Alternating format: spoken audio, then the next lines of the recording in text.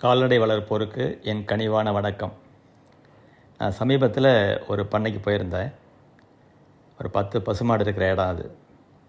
நான் போகும்போது ஒரே ஒரு மாடு மட்டும்தான் படுத்திருந்தது. மற்ற மாடுகள்லாம் நின்றுட்டே இருந்தது.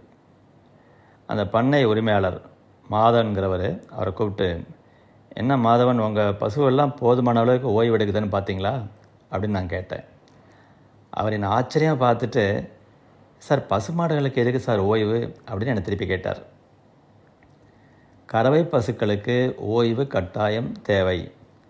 ஒரு மாடு ஒரு நாளைக்கு சுமார் 12 மணி நேரம் படுத்திருக்கும். அந்த மாதிரி படுத்திருக்கும்போது அதுக்கு முழு ஓய்வு, முக்கியமாக அதனுடைய கால்களுக்கும் கால் குழம்புகளுக்கும் ஓய்வு கிடைக்குது. கால் குழம்புகளுக்கு அடியில் இருக்கிற ஈரம் காய்கிறது. ஒரு மாடு அதிக நேரம் படுத்திருந்ததுன்னா அதிக நேரம் அசை போடும். மாடு படுத்திருக்கும்போது அதன் மடிக்கு போகிற இரத்த ஓட்டம் சுமார் 20% அதிகமாகும். அதனால் பால் கறவையும் அதிகமாகும். ஒரு மாடு அதிக நேரம் நின்றுகிட்டே இருந்ததுன்னா அதன் முழங்காலில் வலி, கால் குழம்புகளில் வலி ஏற்பட்டு நடப்பதற்கு சிரமப்பட ஆரம்பிக்கும்.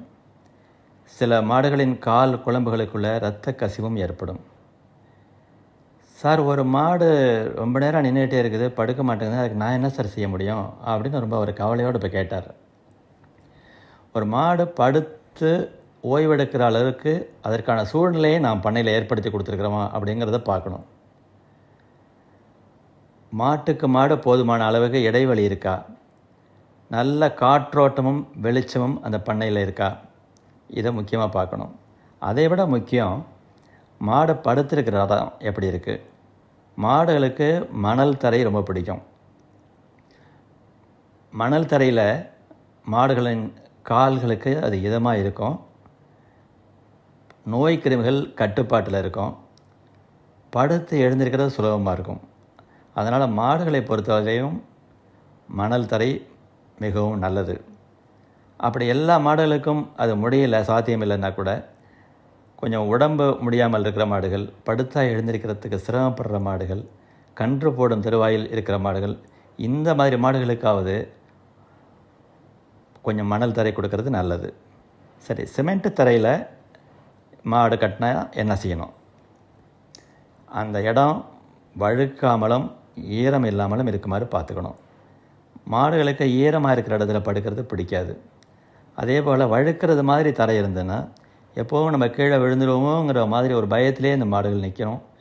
அதனால் நோய் எதிர்ப்பு சக்தி கூட குறையும். சில பண்ணைகளில் பார்த்திங்கன்னா அந்த சிமெண்ட் தரையில் குண்டும் குழியுமாக இருக்கும். பள்ளமாக இருக்கிற இடத்துல தண்ணி தேங்கி நிற்கும். அந்த பள்ளத்தில் கொஞ்சம் கொஞ்சம் அந்த கல்லெல்லாம் அள்ளி போட்டு வச்சுருப்பாங்க. மாடு படுக்கலான்னு நினைக்கிற மாடு கூட இந்த இடத்துல மாடு படுக்குமா அப்படின்னு நினச்சிக்கிட்டு நின்றுக்கிட்டே இருக்கும். அதனால் ஒவ்வொரு பண்ணையாளரும் மாடு படுப்பதற்கு ஏற்ற சூழ்நிலையை ஏற்படுத்தி தரணும். ஒரு பண்ணையில் எல்லா மாடுகளையும் ஒரு 6 மணி நேரத்துக்கு படுக்க விடாமல் நிற்க வச்சுருக்கிறாங்க. அதுக்கும் பிறகு அதை ஃப்ரீயாக எல்லாத்தையும் விட்டுட்டு படுக்கிறதுனா படுக்கலாம், தீவனம் சாப்பிட்றதுனா தீவனம் சாப்பிட்லாம். தீவனத்தை எல்லாத்தையும் கொடுத்துருக்குறாங்க. இதில் பெரும்பாலான மாடுகள் என்ன பண்ணியிருக்குன்னா தீவனத்தை சாப்பிடாம போய் படுத்து ஓய்வு எடுத்திருக்கு. இதிலிருந்து நமக்கு மாடுகளுக்கு ஓய்வுங்கிறது எவ்வளோ அவசியம் அப்படிங்கிறது நம்ம புரிஞ்சுக்கிட்டு ஒவ்வொரு மாட்டுக்கும் ஓய்வெடுப்பதற்கு தேவையான சாதகமான சூழ்நிலையை நாம் ஏற்படுத்தி தர வேண்டும். நன்றி, வணக்கம்.